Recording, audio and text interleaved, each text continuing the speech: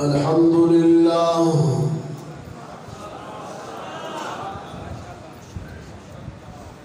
الحمد لله وحده والصلاة والسلام على من لا نبي بعده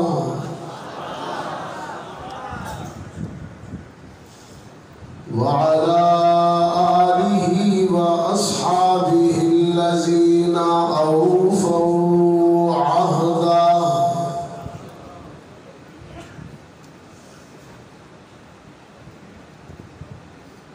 الذين هم مصابيح الرحمة ومفاتيح الغرر.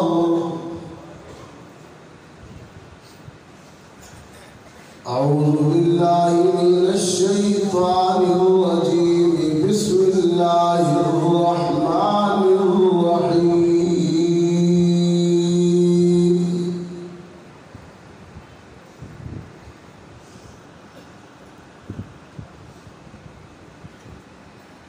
ما كان محمد أبا أحد من رجالكم ولكن رسول الله وخاتم النبيين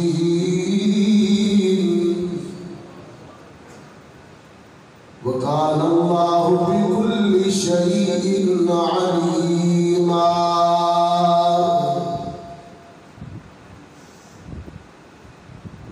صدق الله العظيم. وقال صاحب القرآن صلى الله عليه وسلم: أنا آخر الأنبياء وأنتم آخر الأمم. وصدق رسولك النبي الأمي الكريم.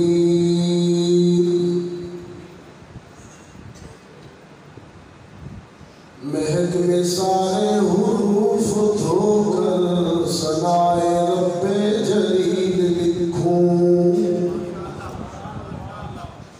قلم کو بھی عجز میں ڈبو کر طویل تر سے طویل لکھوں.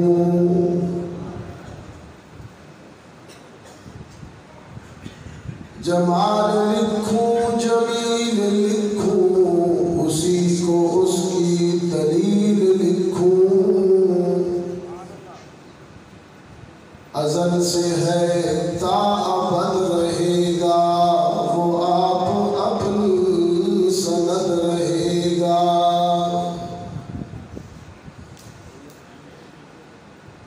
اور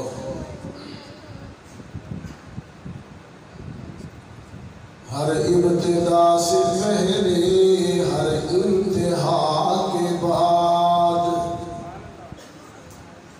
ذات نبی بلند ہے ذات خدا کے بعد.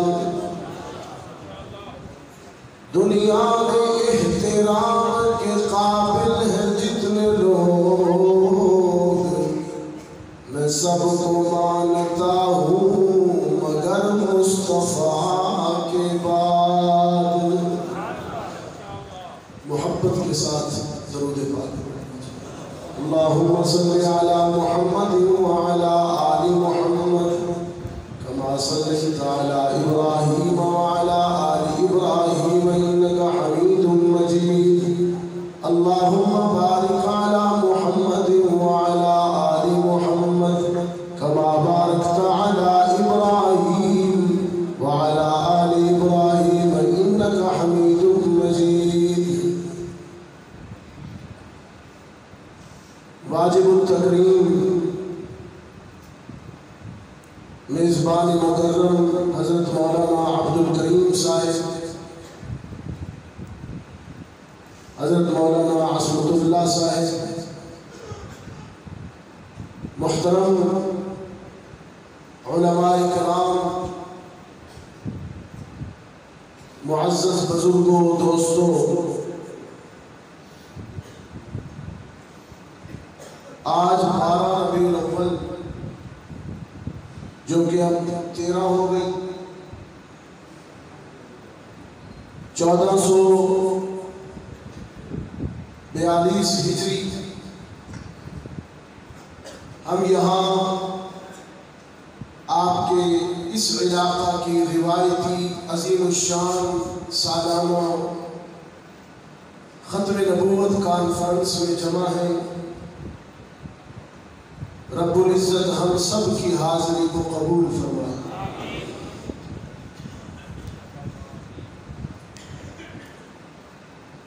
ختم نبوت کا عقیدہ اس امت کی قیادت کا ضامن ہے۔ اللہ نے اس عقیدے کی وجہ سے اس امت کو تمام امتوں پر برتری اور فضیلت عطا فرمائی ہے۔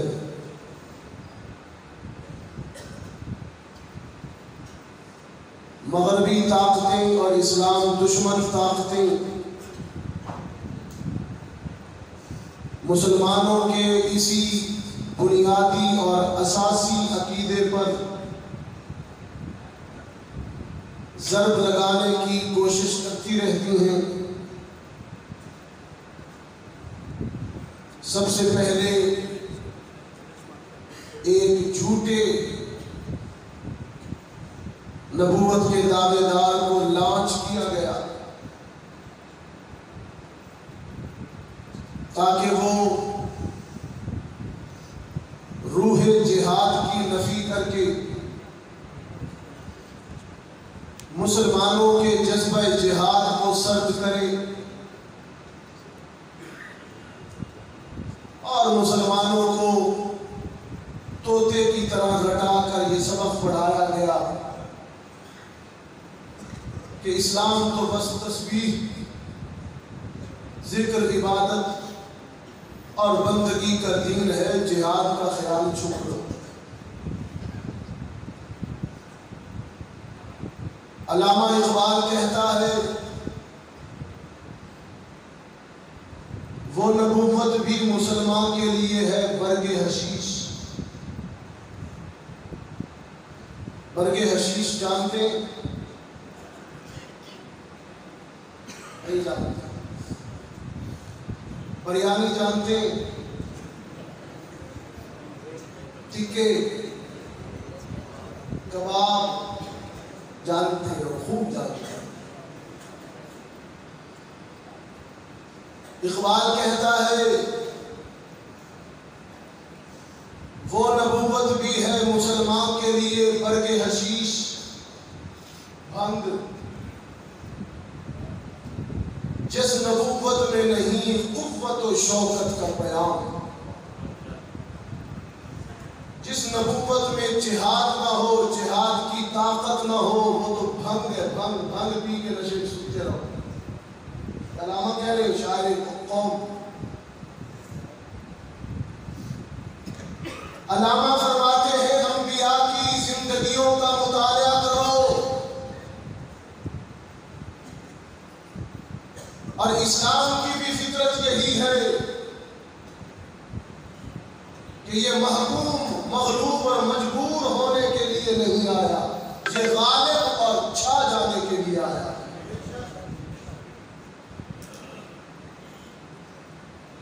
روح جہاد کی نفی کے لیے مسلمان نوجوانوں کے جذبات کو ٹھنڈا رکھنے کے لیے ایک تو یہ مقصد تھا، اور دوسرا مسلمانوں کی وحدت کو پارا پارا کرنے کے لیے، اتحاد ٹکڑے ٹکڑے ہو جائے، اس مقصد کے لیے نبوت کا دعویٰ کروایا گیا ہے کذاب سے اور جھوٹے سے۔ الحمدللہ میں بڑے فخر سے کہہ رہا ہوں اسلام دشمن قوتوں کے یہ دونوں اہداف ناکام ہیں۔ یہ ان علماء کا اور ان درویشوں کی محنت اور کوششوں کا نتیجہ ہے۔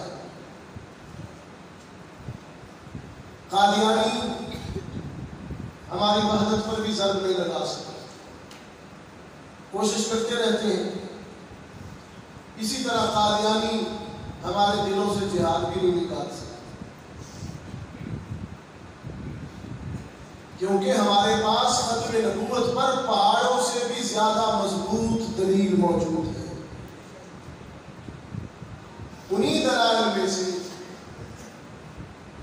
ایک دلیل جو ختم نبوت کے دلائل میں درجے میں سب سے پہلا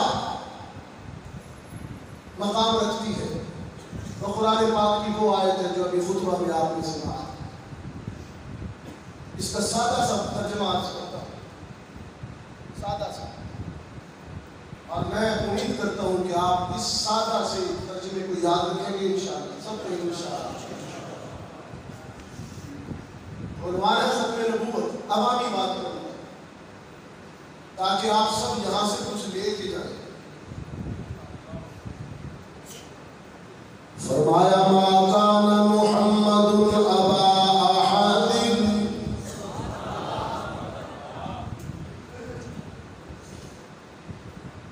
ما کان محمد ابا احد من رجالکم ولکن رسول اللہ وخاتم النبیین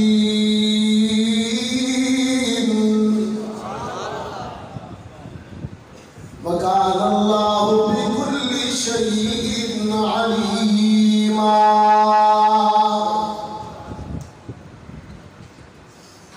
محمد صلی اللہ علیہ وسلم تم میں سے کسی کے باپ نہیں، ما کان محمد ابا احد، وہ تم میں سے کسی کے باپ نہیں ہے، نسبی والد نہیں ہے۔ میں نے عرض کی خدا بندہ وہ زینب، رقیہ، ام کلثوم اور فاطمہ الزہرا کے تو باپ ہیں۔ رب کائنات نے فرمایا من رجالکم، وہ تو تم مردوں میں سے کسی کے باپ نہیں، اولاد نرینہ نہیں ہے۔ میں نے عرض کی خدا بندہ وہ تو 3 بیٹوں کے باپ ہیں، ان کے ایک بیٹے کا نام قاسم ہے، ایک کا نام عبداللہ ہے، ایک کا نام ابراہیم ہے۔ رب کائنات نے فرمایا من رجالکم، بات رجل کی ہو رہی ہے، اور رجل وہ ہوتا ہے جو بالغ بیٹا ہو۔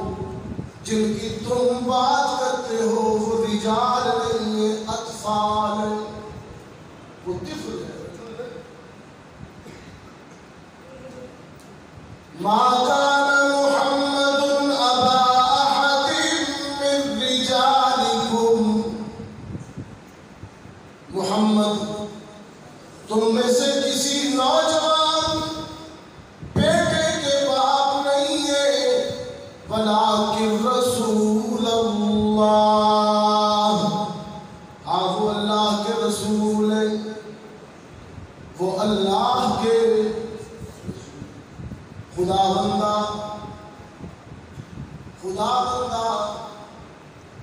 بظاہر یہ تأثر مل رہا ہے جو رسول ہوتا ہے وہ جوان بیٹے کا باپ نہیں ہوتا، حالانکہ اس سے پہلے بہت سے نبی جوان بیٹوں کے باپ ہیں۔ نوح کنعان کا باپ ہے، ابراہیم اسحاق و اسماعیل کے باپ ہیں، اور اسحاق یعقوب کے علیہ السلام یعقوب کے باپ ہیں، اور یعقوب یوسف علیہ السلام کے باپ ہیں، داؤد سلیمان کے باپ ہیں، زکریا یحییٰ کے باپ ہیں۔ یہ سارے جوان بیٹے بھی ہیں، رسول بھی ہیں، نبی بھی ہیں۔ رب کائنات نے فرمایا وخاتم النبی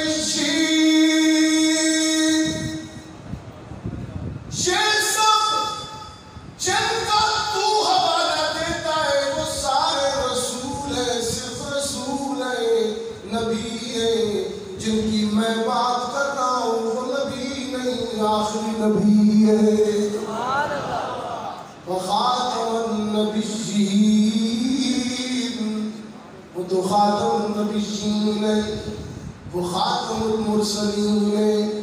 خدا بندہ ایسا کیوں تیرا آخری رسول کسی اولاد بالغ اولاد نرینہ کا باپ نہیں، ایسا کیوں؟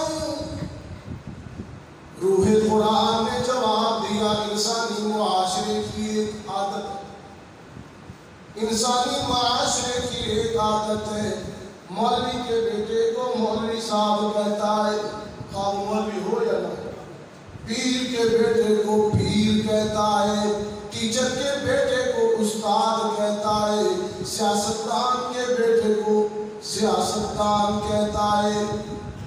اگر میرے نبی کا کوئی جوان بیٹا مدینہ کی گلیوں میں چلتا پھرتا عقیدت میں کوئی امتی کہہ دیتا وہ دیکھو نبی جا رہا ہے، اگرچہ وہ نبی نہیں ہے لیکن اس کے کہنے سے ختم نبوت کی چادر پہ داغ آ جاتا۔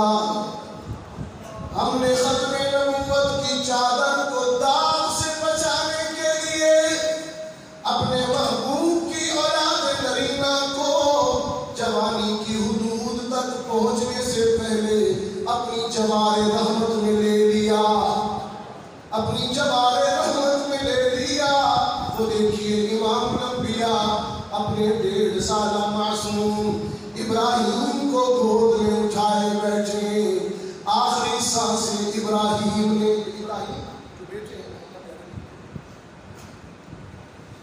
آخری سانسیں ابراہیم نے محمد عربی کی گود میں لی، پھر جان جان آخری کے سپرد کر گئی۔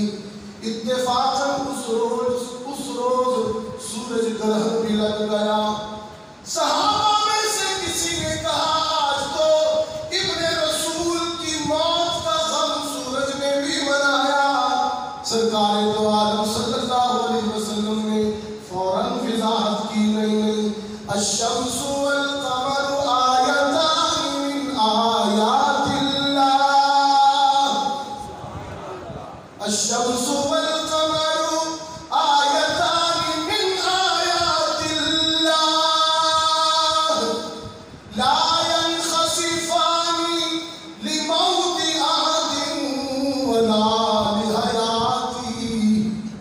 یہ سورج چاند تو خدا کی قدرت کی نشانیاں ہیں، یہ کسی کی موت اور ولادت سے بس نہیں ہوتا، ان پر کسوف و خسوف نہیں ہوتا،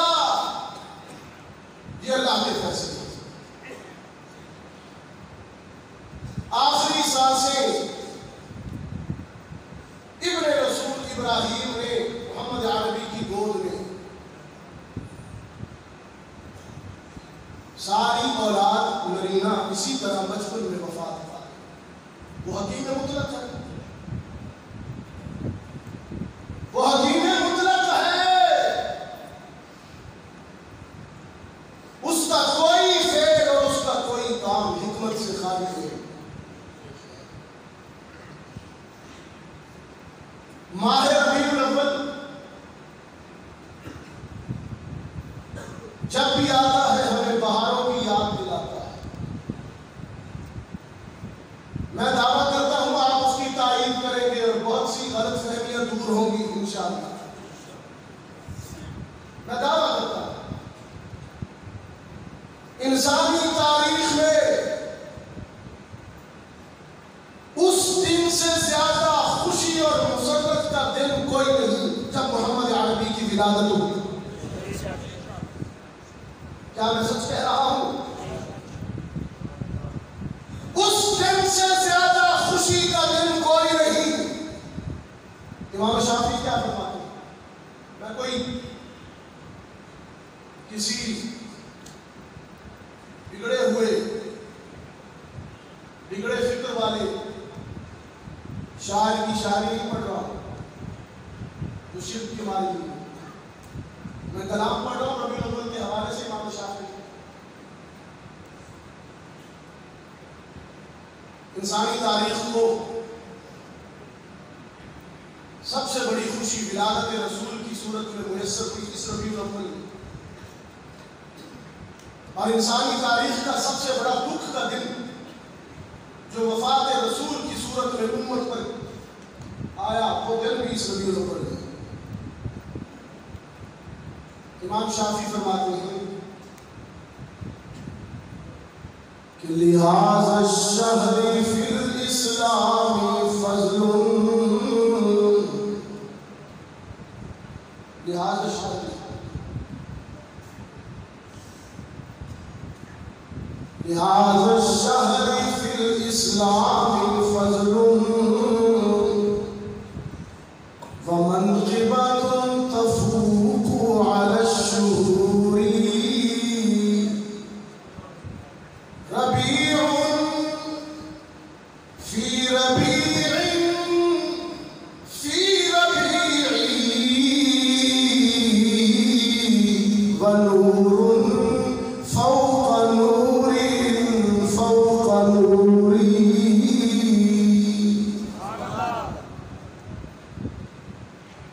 اس ربیع الاول میں جب سیدہ آمنہ کے ہاں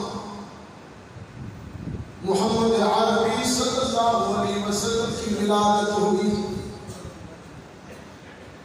امام شافعی فرماتے ہیں ربیع کا معنی کیا ہے؟ بہار۔ ربیع کا معنی بہار۔ اس معنویت کو لے کر چلتے ہیں۔ جس ربیع الاول میں سرکار دو عالم صلی اللہ علیہ وسلم کی ولادت ہوئی، انسانیت کو ایک نہیں تین بہاریں اکٹھی ملی، ربیع فی ربیع فی ربیع۔ جب محمد عربی دنیا میں تشریف لائے مہینہ بھی بہار کا تھا، ربیع الاول مہینہ بھی بہار کا تھا، موسم بھی بہار کا تھا، اور جو تشریف لائے ہیں وہ تو عنوان بہار بن کر آئے ہیں۔ وَنُورٌ فَوْقَ نُورٍ فَوْقَ نُورٍ۔ جب محمد عربی تشریف لائے ایک نور نہیں، ایک نور تو ایک نور پہ جھگڑ بیٹھا، ایک نور نہیں تین نور لائے ہیں، وقت بھی نور والا۔ جب ولادت ہوئی تو صبح صادق کو پھوٹ رہی تھی، رات رخصت ہو رہی تھی، دن کا اجالا پھیل رہا تھا۔ وَنُورٌ فَوْقَ نُورٍ فَوْقَ نُورٍ، وقت بھی نور والا تھا، اجالوں والا تھا۔ سیدہ آمنہ کا گھر بھی روشن تھا، منور تھا، آسمان کے کنارے بھی منور تھے، قیصر و کسریٰ کے محلات دکھائی دے رہے تھے، وقت بھی نورانی تھا، سیدہ آمنہ کا گھر بھی نورانی تھا، اور جو دنیا میں آ رہا تھا وہ صرف نور نہیں بلکہ سراج منیر بن کے آ رہا تھا۔ وَنُورٌ فَوْقَ نُورٍ فَوْقَ نُورٍ۔ ایک ایسا رسول آیا ماہ ربیع الاول میں کہ جس کی انقلابی تعلیمات نے اس کے حلقہ میں بیٹھنے والے اصحاب کو اتنا بلند کر دیا کہ اب ان کی بلندی پر جبریل بھی رشک کرتا ہے۔ ماہ ربیع الاول میں ایک ایسا رسول آیا کہ جس کی انقلابی تعلیمات نے اس کے حلقہ میں بیٹھنے والے انسانوں کو اتنی عظمت عطا کی کہ اب شاگردان مصطفیٰ جن گھوڑوں پر بیٹھ کر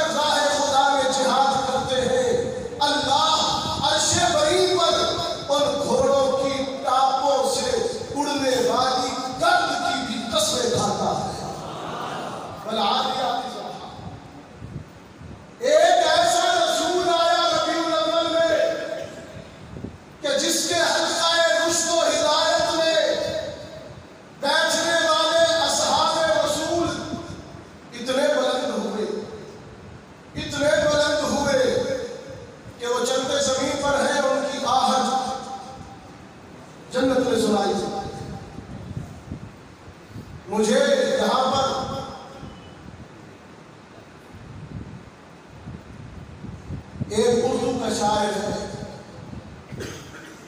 دو لفظی اس نے مصرع کہا اور میں اس پر اپنی رائے دینے کا حق رکھتا ہوں. بات تو اس نے ٹھیک کہی، تھوڑی سی اس میں ترمیم کر دوں گا. وہ کہتا ہے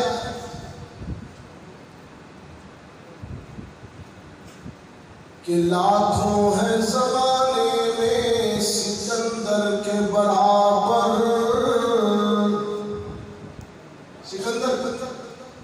سکندر رومی، وہ مخدونیہ کا بادشاہ یونان کا، جس کے بارے میں آتا ہے کہ اس نے پوری دنیا کو فتح کیا. ایشیا تو ساتھ ہی فتح کر ڈالا، آپ کے ہندوستان تک بھی آیا. انگریزی لٹریچر میں اس کو الیگزینڈر دا گریٹ، سکندر اعظم کہتے ہیں. کہ لاکھوں ہے زمانے میں سکندر کے برابر، پر کوئی نہیں میرے پیغمبر کے برابر. اس کا اپنا عشق شاعر تھا، لیکن اس تقابل میں مجھے اختلاف ہے. دلیل میں پیش کروں گا علامہ کی شاعری، علامہ اقبال کی. اسے یوں نہیں کہنا چاہیے تھا کوئی نہیں میرے پیغمبر کے برابر، اسے یوں کہنا چاہیے تھا کہ لاکھوں ہے زمانے میں سکندر کے برابر، پر کوئی نہیں آقا تیرے نوکر کے برابر. کہاں تو تشبیہ دیتا ہے سکندر کو. اقبال نے دو شخصیتوں کا تقابل کیا اپنی ایک نظم میں، غالباً بال جبریل. علامہ نے ایک مختصر سی نظم لکھی 4 مصرعوں پر، آپ سنیے. اور عظمت صحابہ پر ایک مدلل بات جو آپ کے قومی شاعر نے کی، عظمت صحابہ پر اس نے دو شخصیتوں کا تقابل کیا. ایک اسی کا سکندر رومی کا، اور دوسرا ایک بارگاہ رسالت کے ایک ادنا غلام کا. شعر پڑھتا ہوں، اس کا نام خود ہی پتہ چل جائے گا. اقبال کہتا ہے جولان گہے سکندر رومی تھا ایشیا. ایشیا کو سکندر رومی کی جولان رہا تھا، جہاں کھیل رہا تھا، جس ملک کو چاہتا تھا فتح کرتا.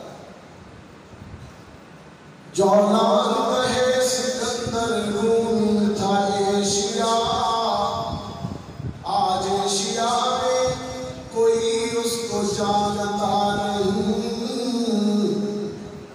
کوئی پیروکار ہے سکندر کا، نام تو سب کو پتا ہے، چلو پیروکار تو کوئی نہیں نا. آج ایشیا میں کوئی اس کو جانتا نہیں،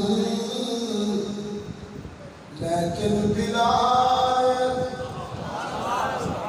یہ تقابل دے.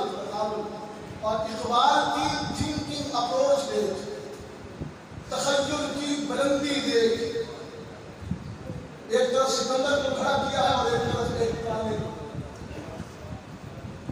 جو آزاد بھی نہیں ہے، غلام نہیں ہے، سید بھی نہیں ہے، عرب بھی نہیں ہے، عجمی ہے.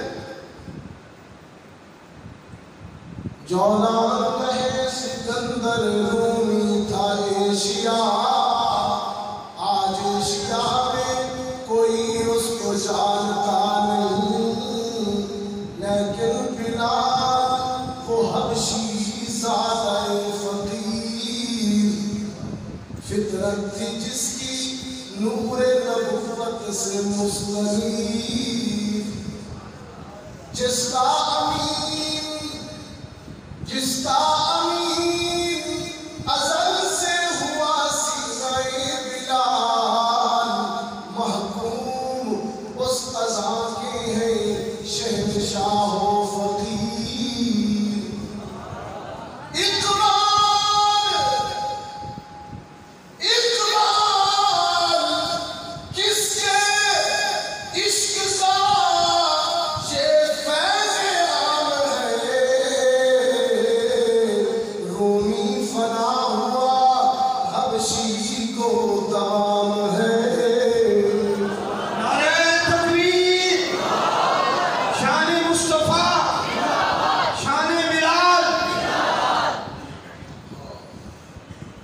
اقبال کس کے عشق کا یہ فیض عام ہے، رومی فنا ہوا حبشی کو دوام ہے۔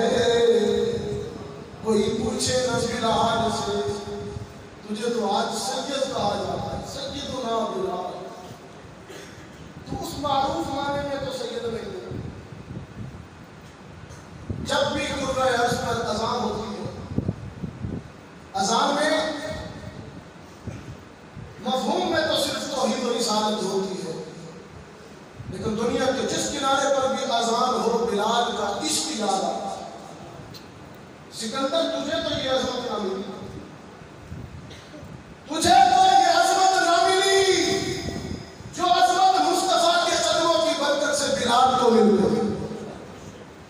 اس لیے کہ میں ہزاروں کروڑوں سکندر، اربوں سکندر کے بلال حبشی کی جوتوں کی خاک پر قربان کروں، اس لیے کہ اس کا استاد محمد عربی ہے، صحابہ کا استاد محمد عربی ہے، معلم۔ رب کائنات نے کیسی عجیب بات کہی صحابہ کو، فرمایا اولئک کتب فی قلوبہم الایمان،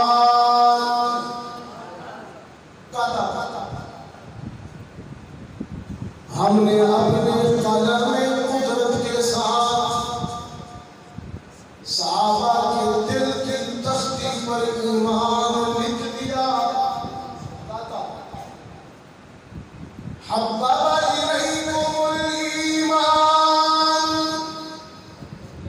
صحابہ کے دل پر ایمان کی کتابت بھی ہم نے کی، اور صحابہ کے دلوں میں ایمان کو محبوب بھی ہم نے بنایا۔ وَزَيَّنَهُ فِي قُلُوبِكُمْ، صحابہ کے دل پر کتابت ایمان کی ہم نے کی، محبوب بنایا، اور ایمان کو صرف محبوب نہیں بنایا بلکہ سجا ہوا محبوب بنایا، مزین محبوب۔ اور پھر فرمایا وَكَرَّهَ إِلَيْكُمُ الْكُفْرَ وَالْفُسُوقَ وَالْعِصْيَانَ، ہم نے کفر کو صحابہ سے دور کر دیا۔ اس کو کفر، قرآن کا فرض ہے، صحابہ سے کفر کو ہم نے دور کر دیا۔ جو صحابہ کی تکفیر کرتے ہیں وہ اپنے زبان کی خیر منائی۔ ماہ ربیع الاول میں اس عظیم انسان کی ولادت ہوئی کہ جس کے حلقہ میں بیٹھنے والے اصحاب اتنے بلند ہوئے کہ وہ بکریوں کے چرواہے تھے تو تخت و تاج کے وارث بنے۔ اللہ تعالیٰ میری حاضری کو اور آپ سب کی اس شوق و ذوق سے حاضری کو اپنی بارگاہ میں قبول فرمائے۔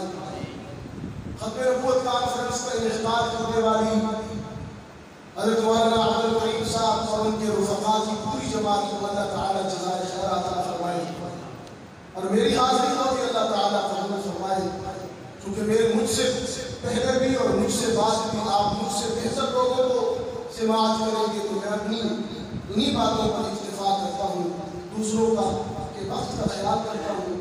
وآخر دعوانا الحمدللہ رب العالمین۔